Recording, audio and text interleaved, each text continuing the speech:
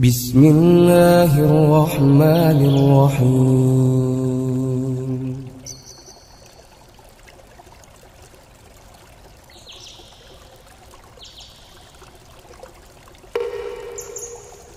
Mimpi 100, Gaharu Rinjani dan Prabowo sigap evakuasi bencana vulkanik gunung berapi 27 Juni tahun 2019. Aku bermimpi mendengar suara itu berkata, di antara tanda-tanda kekuasaan Allah, dijadikannya dedaunan pada sebuah pohon, daunnya ada jantan dan betina di lembar daunnya. Tertulis lafaz, La ilaha illallah, Innaloha azizul hakim, Innaloha goniyul hamid. Itulah daun pohon gaharu ada di lereng Rinjani. Daun jantan bentuknya lebih memanjang dan lebar. Daun betina lebih ada sedikit bergerigi di pinggir daunnya.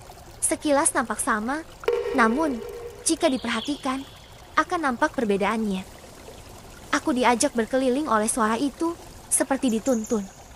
Dan aku menemukan pohon itu di sebuah kebun di pinggir jalan, yang dibatasi pagar pekarangan dengan rangkaian kayu.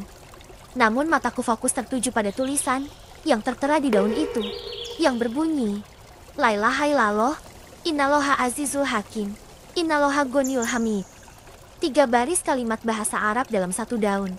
Hijau tua warnanya, dan ada garis-garis putih di daun itu, sebagai pembeda dari daun-daun di sekitarnya. Tiba-tiba, aku telah berada di suatu tempat di malam hari. Seperti di sebuah pengungsian di suatu kampung. Aku juga ikut mengungsi. Kampung itu nampak lengang. Aku merasa seperti tidak asing dengan daerah ini. Aku merasa aku berada di Yogyakarta, tapi aku tidak tahu tepatnya di daerah mana. Aku melihat abu vulkanik menutupi kampung itu. Aku mengungsi di pinggir rumah warga yang mempunyai teras yang lapang. Air-air tercemar oleh debu. Lalu kami akan sholat. Lalu aku pergi mencari sumber air di antara rimbunan pohon di sebuah kebun di pinggir rumah warga. Dan alhamdulillah, aku menemukan sumber mata air dan aku berwudu. Lalu aku sholat bersama yang lain di pengungsian. Namun kami tidak sholat berjamaah. Mungkin sholat sunnah pada malam hari. Setelah itu, aku kembali ke dekat anakku. Aku membaringkan tubuhku hendak tidur. Tiba-tiba aku melihat ada 2 orang yang terkena gangguan mental sakit jiwa. Juga ikut mengungsi. Aku kasihan pada mereka, dan aku mengajaknya tidur di sebelahku. Aku diberi rasa oleh suara itu bahwa semua makhluk sama di mata Allah, yaitu semua tunduk beribadah hanya padanya dengan sungguh-sungguh. Aku pergi berjalan menyusuri kampung, yang kini warna atasnya nampak putih keabuan, yang dipenuhi oleh debu abu vulkanik letusan gunung berapi. Aku melihat tetanggaku sedang mengungsi juga. Tiba-tiba aku melihat ada Pak Prabowo lewat bersama 2 orang lainnya yang seumuran dengannya. Tapi aku tidak ingat atau kurang mengenal mereka berdua. Prabowo melangkah lebih dulu. Aku melihat banyak anak buahnya yang ia kerahkan untuk memperhatikan keadaan warga di kampung itu. Ia sangat sigap bertindak tanpa peduli ia bukan siapa-siapa. Semua warga harus direlokasi, dan ia menyuruh aku dan warga lainnya agar mau meninggalkan kampung halaman yang terakhir, yang sangat rawan bencana ini. Tiba-tiba, aku sudah berada di suatu tempat yang berbeda lagi, yaitu di suatu pulau. Yang dikatakan dalam mimpi ini adalah pulau yang paling aman dibandingkan pulau atau tempat lain. Aku melihat ada ribuan orang telah tewas. Entah telah terjadi bencana ataukah perang. Karena aku melihat semuanya bercampur menjadi satu.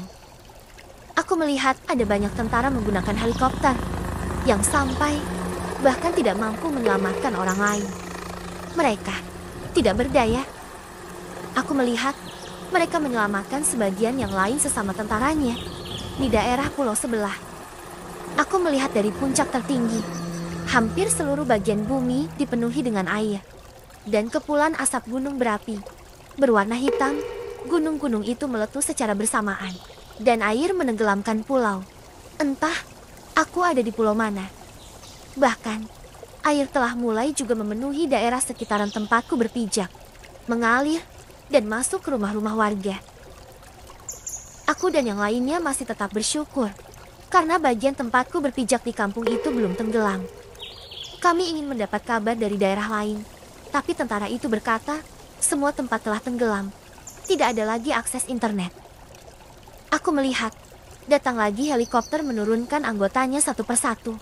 Memakai baju loreng tentara pakaian perang. Ia turun menggunakan tali di helikopter itu, lalu helikopter itu pergi lagi. Asap mengepul di mana-mana, kulihat dari kejauhan. Aku bertanya, bencana apakah ini? Perang, banjir, gunung meletus, semua berbaur menjadi satu. Lalu, aku terbangun.